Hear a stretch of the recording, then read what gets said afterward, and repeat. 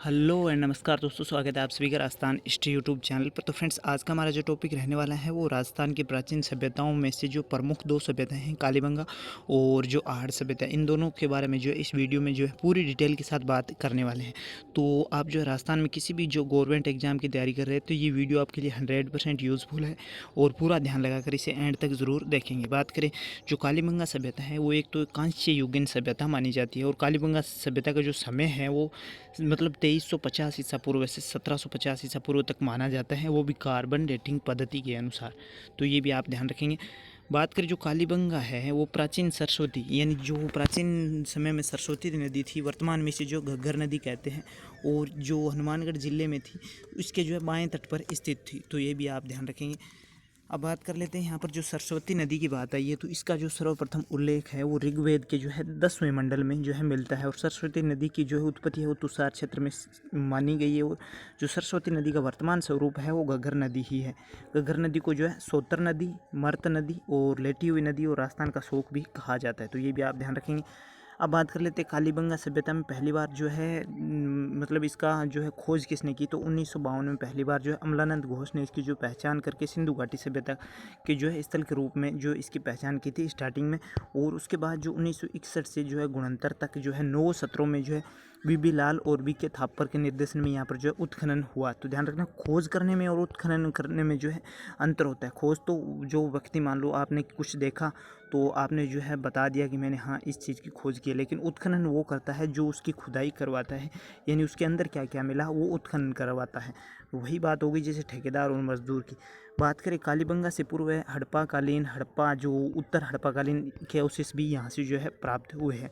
बात करें यहाँ से जो उत्खनन में प्राप्त जो है काली चूड़ियों के टुकड़े के कारण ही जो है इसे जो है कालीबंगा नाम दिया गया था। वहीं बात करें कालीबंगा का जो शाब्दिक अर्थ भी यही होता है कि काले रंग की चूड़ियाँ, और ये क्वेश्चन कई बार पूछा जा चुका है। बात करें कालीबंगा है वो स्वतंत्र भारत का पहला पुरातात्विक स्थल है जिसका जो है स्वतंत्रता के बाद जो है पहली बार उत्खनन किया गया था। बात करें कालीबंगा देश का तीसरा सबसे बड़ा पुरातात्विक स्थल है और देश के जो है दो बड़े पुरातात्विक स्थलों, जैसे एक तो है राखीगढ़ी हरियाणा में और दूसरा है धौलावीरा गुजरात में। और उसके बाद तीसरे नंबर पर जो हमारी राजस्थान की जो कालीबंगा है वो आती है पूरे इंडिया लेवल पे। वहीं बात करें कालीबंगा को जो है दीनहीन की बस्ती भी कहा जाता है। तो ये भी आप मोस्ट इंपॉर्टेंट फैक्ट है, ध्यान रखेंगे। बात करें विश्व में जो सर्वप्रथम भूकंप के साक्ष्य है वो भी कालीबंगा से मिलते हैं और जो है लकड़ी की नाली के अवशेष भी कालीबंगा से ही मिलते हैं। तो सारे क्वेश्चन फ्रेंड्स मैं डीपली बता रहा हूँ। तो आपको वीडियो पसंद आए तो प्लीज़ इस चैनल को जो अभी जो है ज्वाइन कर ले और जो है बेल आइकन भी प्रेस कर दे। बात करें कालीबंगा से प्राचीनतम नगर के भी साक्ष्य मिले, यानी ऐसा प्रतीत होता है कि यहाँ पर कुछ नगरीय व्यवस्था थी। बात करें कालीबंगा में जो है मात्र सत्तात्मक जो है परिवार की व्यवस्था भी यहाँ पर विद्यमान थी। वहीं बात करें कालीबंगा से जो है कपाल छेदन क्रिया, यानी एक जो है बालक की खोपड़ी मिली है और उसमें जो कुछ इस प्रकार जो छिद्र किया गया है, यानी इससे हमें पता चलता है कि प्राचीन समय में जो वैद्य या डॉक्टर थे वो शल्य क्रिया यानी जो है सर्जरी वगैरह जानते थे। तो हमें ये भी जो है हम अनुमान लगा रहे हैं, ऐसा कोई भी जो है लिखित साक्ष्य नहीं है, बस अनुमान के आधार पर कहा जाता है।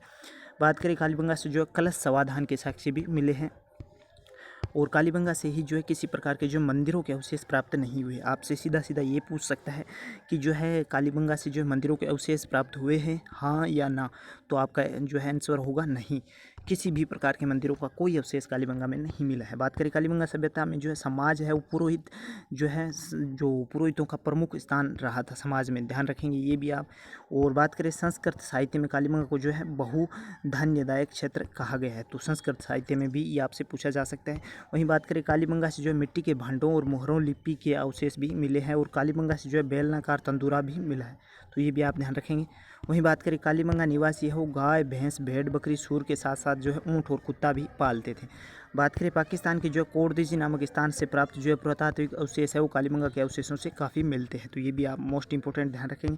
वहीं बात करें कालीबंगा के जो नगरों की सड़कें हैं वो समकोण पर काटती थी इस प्रकार, तो ये भी आप ध्यान रखेंगे। वहीं बात करें कालीबंगा में जो दो टीलों पर उत्खनन कार्य किया गया, एक पश्चिम में स्थित है जो कि पहला टीला छोटा है और अपेक्षाकृत ऊंचा है, तथा पूर्व में स्थित दूसरा टीला अपेक्षाकृत बड़ा है और थोड़ा सा नीचा है। वहीं बात करें यह दोनों टीले हैं वो सुरक्षात्मक दीवार से घिरे हुए थे, तो ये भी आप ध्यान रखेंगे। और यहाँ के लोगों ने जो है समचतुर्भुजाकार जो है रक्षा प्राचीर के अंतर्गत जो है आवासों का निर्माण करवाया और इस सुरक्षा प्राचीर को जो है 2 चरणों में बनाने के प्रमाण भी मिलते हैं, यानी यहाँ पर जो बाहरी दीवार आपने दुर्गों के बाहर देखी हुई वैसी ही मतलब इस बस्ती के चारों ओर बनाई गई थी। यहाँ के लोग है वो कच्ची ईंटों से जो बने मकानों में रहते थे और मकानों की नालियाँ, शौचालय था सब कुछ संरचनाओं में पक्की ईंटों का जो भी प्रयोग किया गया है। कालीबंगा में एक दुर्ग, बेलनाकार मोहरें, तांबे, बेल, जुते हुए खेत के साक्ष्य, सड़कें और मकानों के अवशेष भी प्राप्त हुए हैं और यहाँ से जो 7 अग्नि वेदिकाएं मिली है, यानी यहाँ पर यज्ञ भी होते थे ऐसा अनुमान लगा रहे हैं। बात करें डॉक्टर दशरथ शर्मा के अनुसार जो है कालीबंगा को जो है सिंधु सभ्यता की जो है तीसरी राजधानी कहा जाता है। पहली हड़प्पा, दूसरी मोहनजोदड़ो और उसके बाद तीसरी कौन सी? कालीबंगा। तो ये भी आप ध्यान रखेंगे, डॉक्टर दशरथ शर्मा का कहना है। बात करें कालीबंगा से उत्खनन में जो दोहरे जूते हुए खेत के अवशेष प्राप्त हुए जो विश्व में जूते हुए खेत के प्राचीनतम प्रमाण माने जाते हैं और यहाँ से प्राप्त जूते हुए खेत में जो है चना, सरसों, जौ ये भी बोए जाते थे। कालीबंगा में जो है समकोण दिशा में जूते हुए खेत के साक्ष्य मिले, तो ये आप ध्यान रखेंगे। जो है यहाँ से एक ही समय में 2 फसलें उगाने के प्रमाण प्राप्त हुए जिसमें गेहूँ जो एक साथ जो है बोए जाते थे। वहीं बात करें कालीबंगा एक नगरीय जो है प्रधान सभ्यता थी और यहाँ पर जो नगर निर्माण है वो नक्शे के आधार पर किया गया था। कालीबंगा के मकानों में ध्यान रखना गंदे पानी को निकालने के लिए भी लकड़ियों की नालियाँ बनी हुई थी और यहाँ पर जो मुख्यतः लोग हैं वो शवों को दफनाते थे। कालीबंगा सिंधु सभ्यता का जो एकमात्र ऐसा स्थल है जहाँ से मात्र देवियाँ की जो मूर्तियाँ हैं वो प्राप्त नहीं हुई है, तो ये भी आप ध्यान रखेंगे। कालीबंगा से जो है मेसोपोटामिया की जो मिट्टी की निर्मित मोहरें भी प्राप्त हुई है और वर्ष 1961 में कालीबंगा अवशेष पर जो है भारत सरकार द्वारा 90 पैसे का डाक टिकट भी जारी किया गया। बहुत ही मोस्ट इंपोर्टेंट क्वेश्चन है कि अगर आपसे सीधा सीधा पूछ ले कि भारत सरकार ने कालीबंगा पर कितने पैसे का जो है डाक टिकट जारी किया और कब किया, तो 1961 में 90 पैसे का डाक टिकट जारी किया था। राज्य सरकार द्वारा जो कालीबंगा से प्राप्त अवशेषों के संरक्षण हेतु 1985-86 में एक संग्रहालय की भी स्थापना की गई थी और कालीबंगा सभ्यता की लिपि है वो सिंधुकालीन लिपि है, यानी इसे जो ब्रुष्टोफेदन लिपि भी कहा जाता है और दाएं से बाएं की ओर लिखी जाती थी। इस लिपि को जो है अभी तक पढ़ा नहीं जा सकता और राजस्थान में जो है कालीबंगा नामक स्थान पर जो विशाल सांडों की जुड़वा पैरों वाली मिट्टी की मूर्तियां भी मिली है। तो फ्रेंड्स अभी तक अगर आपको वीडियो पसंद आ रहा है तो please like, share and subscribe करके बेल आइकन प्रेस कर सकते हैं।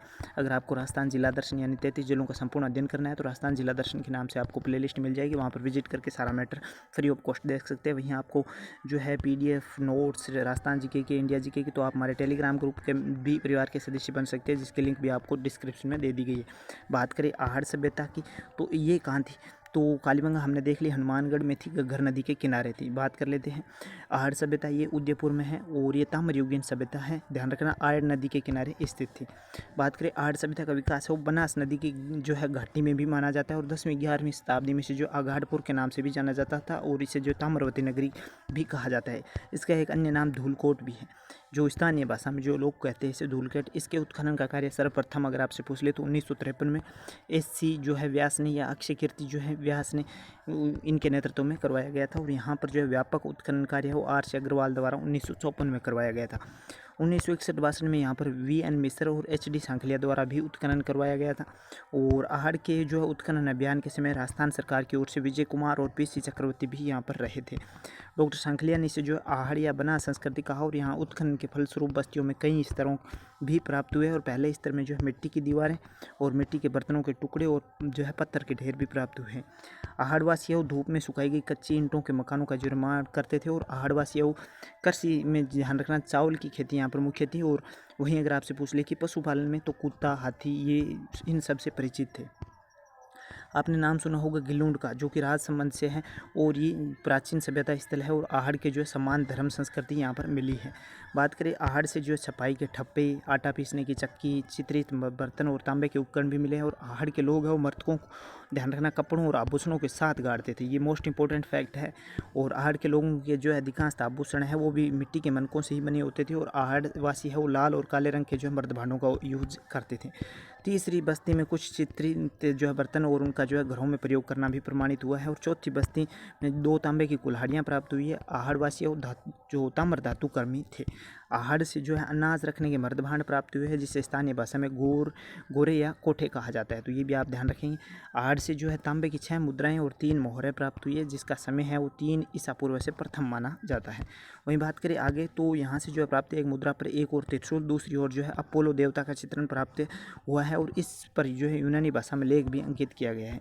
यहाँ के लोगों का प्रमुख व्यवसाय अगर आपसे पूछ ले तो तांबा गलाना और उससे जो है उपकरण बनाना था, ये भी आप ध्यान रखेंगे। आहड़ से पक्की ईंटों के जो है प्रयोग के प्रमाण कतई नहीं मिले हैं, तो ये भी आप ध्यान रखेंगे। और डॉक्टर गोपीनाथ शर्मा ने आर्य सभ्यता का जो है समृद्ध काल अगर आपसे पूछ ले गोपीनाथ शर्मा के अनुसार तो 1900 से 1200 ईसा पूर्व के मध्य था। और आर्य से प्राप्त एक ही मकान में ध्यान रखना 4 से 6 चूल्हों का यूज़ होना लिखा है। शायद तक ये ऐसा अनुमान लगा रहे हैं कि संयुक्त परिवार की जो है व्यवस्था रही होगी। वहीं बात करें आर्य सभ्यता के लोग हैं वो मिट्टी के बर्तन पकाने की जो है उल्टी तिपाई विधि से भी परिचित थे। आहड़ से जो है मिट्टी की बनी जो है वर्षभ आकृतियाँ भी प्राप्त हुई है, जिसे जो है बनासियन बुल भी कहा जाता है। तो ये थी हमारी जो है कालीबंगा और आहड़ दोनों सभ्यता। आई होप कि आपको वीडियो पसंद आया होगा और एंड तक इसे देखने के लिए आपका दिल से धन्यवाद। और प्लीज़ इस चैनल पर जो है अभी नए हो तो इसे जो है सब्सक्राइब करके बेल आइकन प्रेस कर दो, ताकि आपको अच्छे अच्छे जो कंटेंट इसी तरह मिल सकें, वो भी पूरी डिटेल के साथ। क्योंकि आरएस लेवल से लेकर मैं जो है नीचे से नीचे जो एग्ज़ाम होता है हाई कोर्ट और इन सब का मैटर मैं आपको देता हूँ। तो कमेंट करके बताइए वीडियो कैसा लगा। अगर अच्छा लगा है तो प्लीज़ अपने दोस्तों में शेयर करेंगे। बाकी सेफ रहिए, घर में रहिए, मस्त रहिए। जय हिंद, वंदे मातरम।